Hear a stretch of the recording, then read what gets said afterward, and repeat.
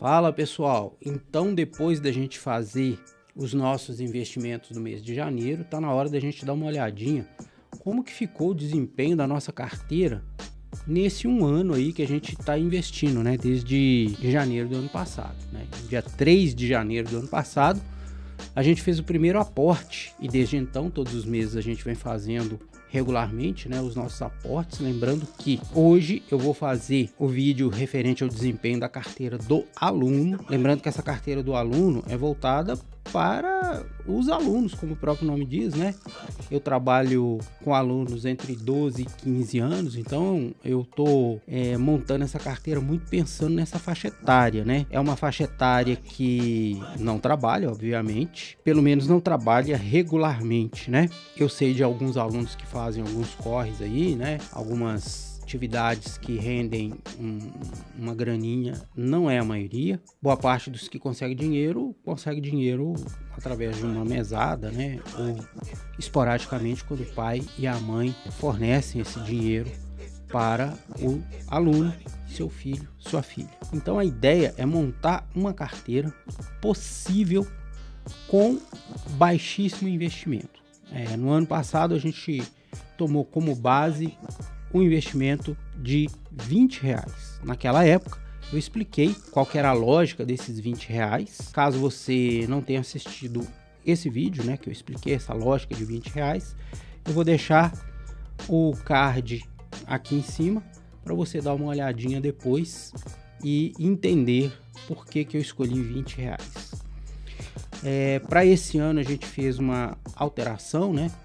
Levando em consideração que os investimentos ano a ano, eles deverão ser corrigidos no mínimo pela variação de IPCA. E aí, olhando a ideia dos R$20 e conversando com alguns alunos no ano passado, eu achei que é muito viável que esse ano, em 2023, a gente faça investimentos de R$25. Então, a gente passou de R$20 do ano passado para R$25 esse ano.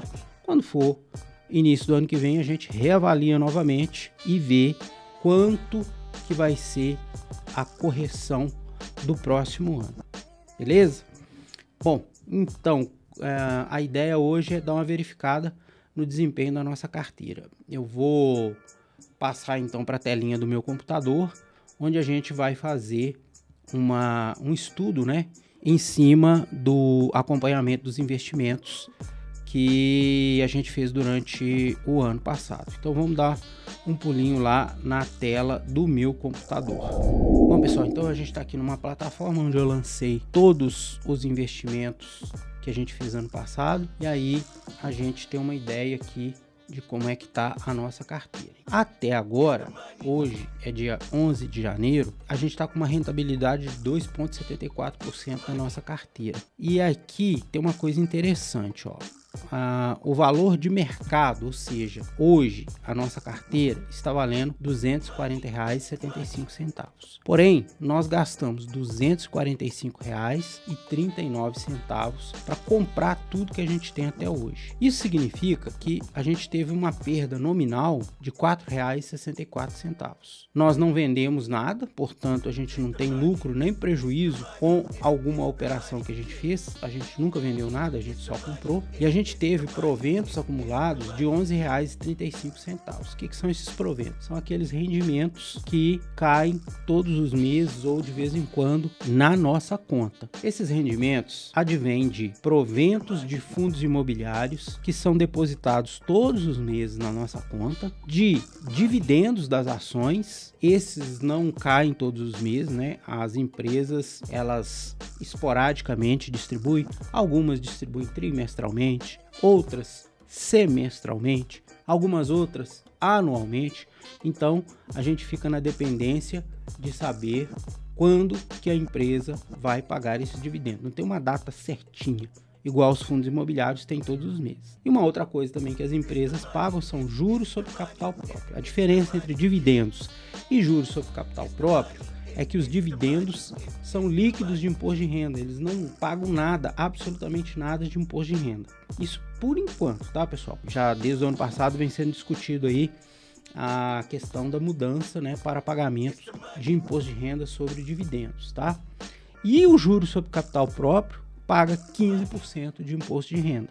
Então, quando a empresa anunciar, eu vou pagar R$1 por ação de juros sobre capital próprio. Então, ela vai ter que tirar daquele R$1 15 centavos referente ao imposto que vai ser pago em cima daquele valor que ela está distribuindo. Então, essa é a diferença entre dividendos e juros sobre capital próprio. Os rendimentos de fundos imobiliários, eles são também isentos de imposto de renda. Isto posto, a gente tem aqui R$11,35. Então, na verdade, do ponto de vista nominal, nós perdemos R$4,64, né? Se a gente for levar em consideração a valorização das ações.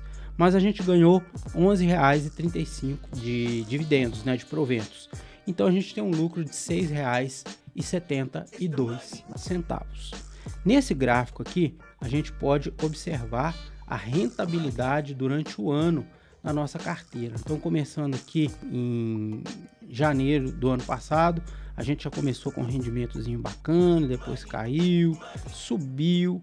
Aqui no mês 6, olha só, mês 6 e mês 7, a gente teve um período de baixa. Depois do mês 7 até o mês 10, a gente teve uma boa rentabilidade, chegamos a ter 11,75% de rendimentos. E aí, de outubro para frente, a gente teve aí uma queda, né? Influenciado por um monte de coisas, mas principalmente pela questão eleitoral, inflação que subiu, enfim, um monte de coisas aconteceu aqui nesse período, o que fez com que a gente perdesse bastante, né? De 11,75 nós caímos para 2,74%. Se a gente dá uma olhadinha aqui embaixo, ele vai listar para a gente mês a mês, né, em termos de percentual, como que foi a variação da nossa carteira, né? Vocês estão vendo que tudo que está amarelinho aqui é porque ficou negativo e tudo que está azulzinho é porque ficou positivo. Aqui ele me dá uma rentabilidade, né, nos últimos 6 meses, nos últimos 12 meses, 2 anos e 5 anos. A gente não tem nada aqui porque nossa carteira ainda não tem 2 anos. Isso daqui é levando em consideração aquele valor, né, que eu mostrei agora há pouco, foi perdido, né? Nominalmente falando, foi perdido. Se a gente der uma olhadinha aqui embaixo, esse gráfico ele é muito interessante, porque ele vai mostrar aqui todos os nossos ativos. Desse lado aqui até aqui, a gente tem as ações. Esse outro lado aqui é o lado dos fundos imobiliários.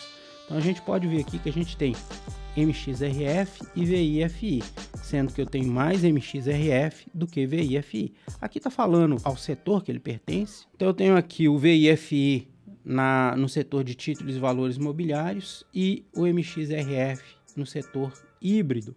Então vocês estão vendo aqui, ó, ação, FII. Atualmente eu estou com um pouco mais de ação do que fundos imobiliários. Na parte das ações, eu tenho aqui Itaúsa, Banco do Rio Grande do Sul, Sanepar, Caixa Seguridade e Taesa. Então aqui, ó, tanto Itaúsa quanto Banco do Rio Grande do Sul está na parte financeira, Sanepar está na parte de água e saneamento, Caixa Seguridade está na parte de previdência e seguro e Taesa está na parte de energia elétrica, tá? Então a gente está bem distribuído aí pelos setores. Uma hora eu vou fazer um vídeo explicando essa questão dos setores. Esse gráfico aqui também ele é muito legal porque ele vai listar aqui todos os ativos que a gente tem. O que está em azul é o quanto que ele está valendo hoje. Tem um azul mais escuro e um azul mais claro. O azul mais escuro é o valor nominal dele hoje e o azul claro é a soma, né, do valor nominal com os proventos que ele pagou. Então, se eu olhar aqui, ó, o MXRF, eu tenho R$ 70,84 investido, me pagou 5,33 de proventos.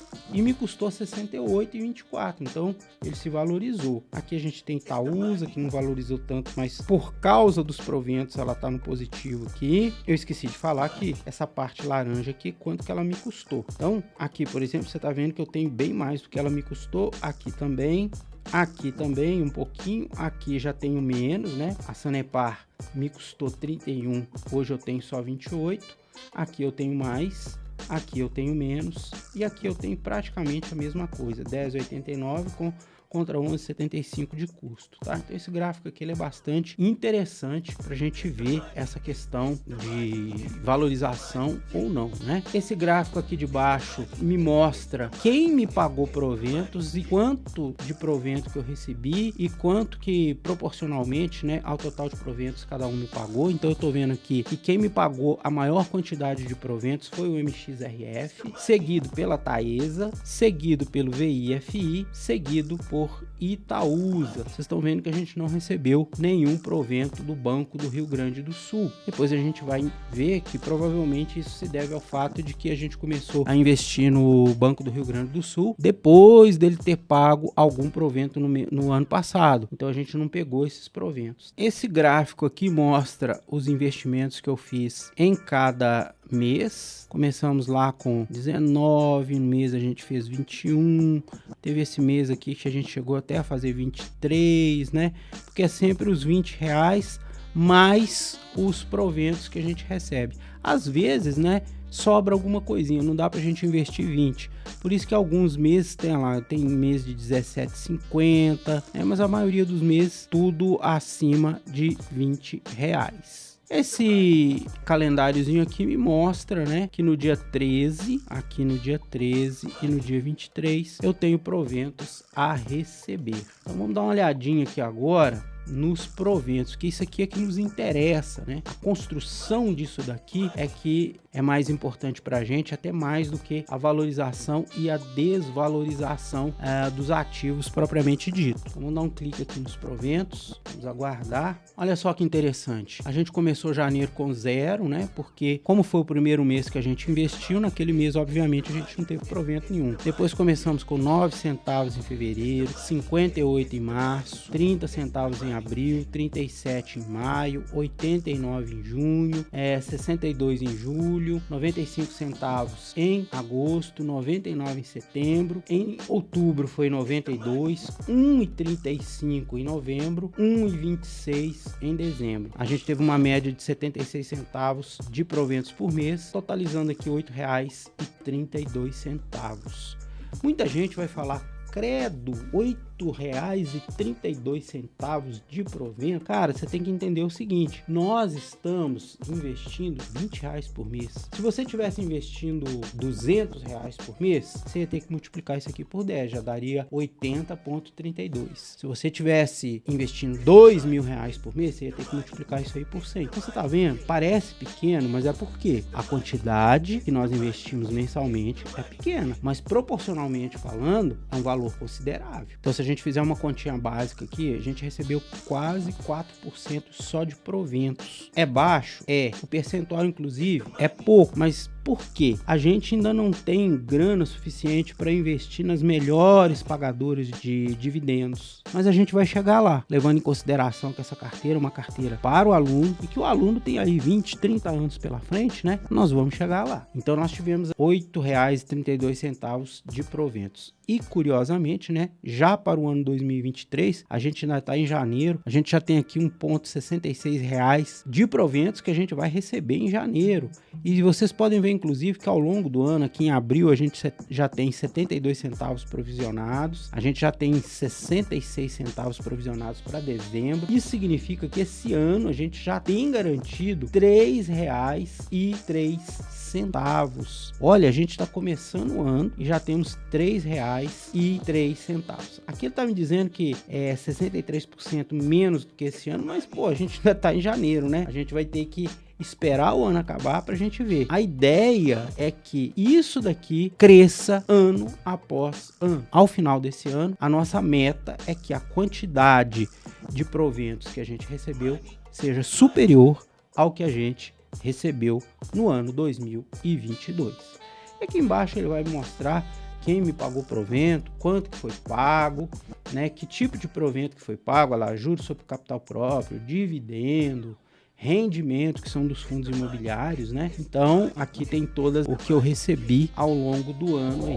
Então, pessoal, como a gente viu aí, né? Nossa carteira rendeu 2,74%. É um rendimento baixo, se a gente for pensar assim em termos nominais, mas a gente tem que entender que esse ano que passou foi um ano muito difícil, né?